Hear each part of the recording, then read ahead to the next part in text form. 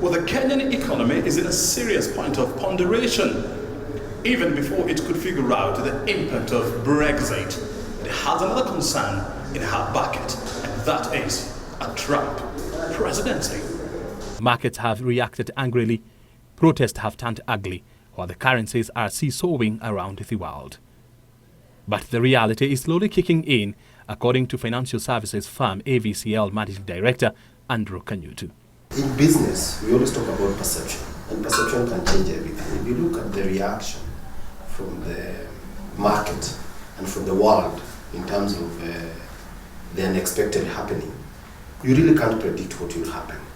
And I would like to look at his election from a regional point of view. When I talk about region, I'm talking about Africa as a whole. Kenya is the micro aspect of Africa, because if you look at where the continent is heading in terms of trade, in terms of operations, they are going as a block. And there's a lot of push for Africa representation as a block while negotiating with the world. So right now what we're having is the reaction is all out of perception, right? Because it's very hard to combine or to comprehend the things which Trump was saying during campaign and the practicability of doing them. I think some of them I might look them as a propaganda.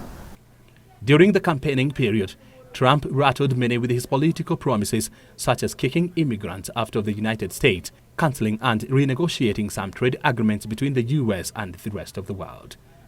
Every year, Kenya sends apparels and shoes worth over 78 billion shillings to the United States through the African Growth and Opportunity Act AGOA.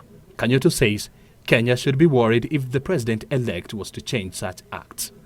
Saying that this will be 10 times or 20 times bigger than Brexit, Trump winning, is not practical. It was meant to get the numbers. And what happens is, after you get the numbers and you cannot deliver what you promised, the mob works against you, right? And I don't want to dig too much into it. I can see a situation where he might not be the second time. The US is home to the second highest number of Kenyans living abroad after the United Kingdom, sending home billions of shillings every year. If Trump was to enact tough visa policies, Kenyans will indeed feel the pinch. It goes back to the policies which are going to be developed.